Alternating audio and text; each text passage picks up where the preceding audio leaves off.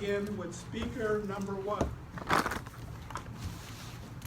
Mr. Pablo Ramos, Flaming Hot Cheetos. Flaming Hot Freedom Cheetos.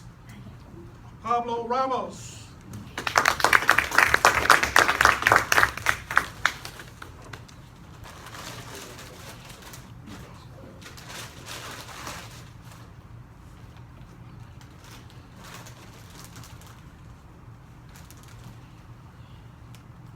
Whenever I go to the grocery store, I always have to debate Cheetos or hot Cheetos.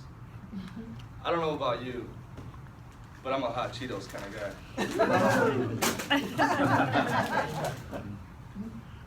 Good evening, fellow Toastmasters and most welcome guests.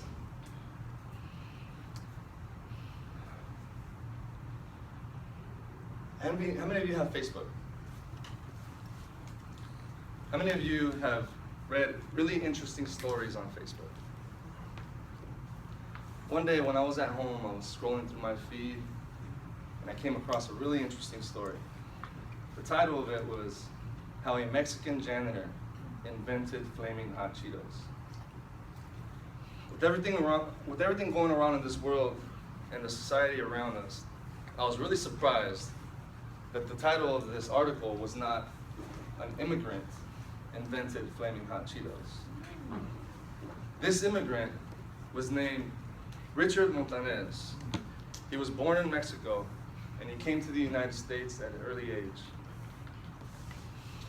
He'd been through the public educational system and dropped out of high school. After high school, he got a job at the Frito-Lay's plant in Rancho Cucamonga as a janitor, a job that he felt was going to be a career for him. He loved it. He scrubbed those floors, cleaned his toilets, cleaned everything in sight. Never complained. One day, when the assembly line of the Cheetos machine broke down, there was a lot of unflavored Cheetos everywhere. Instead of thinking like a typical janitor and throwing all these hot Cheetos away, he saw this opportunity. He saw this opportunity to take these hot Cheetos, or these unflavored Cheetos home and sprinkle some chili powder, homemade chili powder, so that he can share with his friends and family. Instant success. It was a hit. Everybody loved it. Soon enough, he developed enough courage to call up the CEO himself to come fly down to see what he had developed.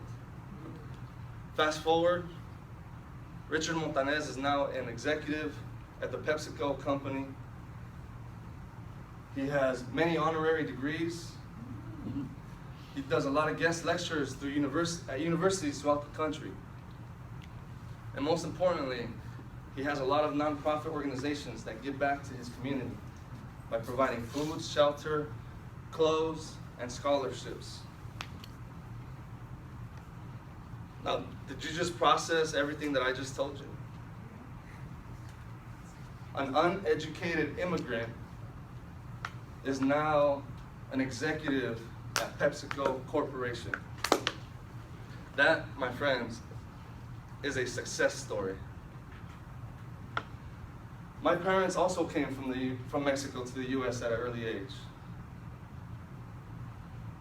Their first job coming to the U.S. was picking strawberries, bending over 8+ hours a day in that blazing heat, 7 days a week, rain or shine, it didn't matter.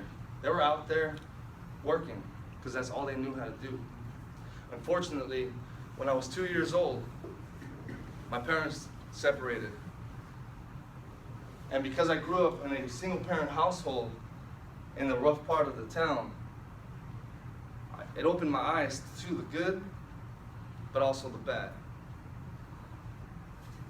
I was very distracted as a young child because I had friends that would do bad, I had friends that would do good. So I constantly found myself maneuvering back and forth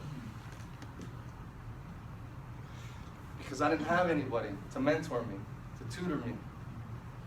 I grew up as an adult. I grew up into adulthood not really understanding who I really was. All I knew was that I was relentless. I never said no to anything and everything that came my way.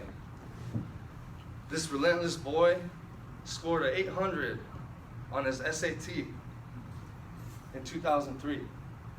That's horrible. If you know what an 800 stands for in 2003, that means you were in the lower 15 percentile of all test takers that year. Somehow this relentless boy got a master's degree in engineering and a bachelor's degree in engineering after he had been rejected by UCLA, UCSD, UC San Diego, Stanford, Cal Poly San Luis Obispo. And I mentioned Cal Poly San Luis Obispo because I got rejected not once, but twice. And today, I hold both of my degrees from that university. I'm a product of my environment. I stand in a unique position because I can bridge the gap between the good and the misunderstood.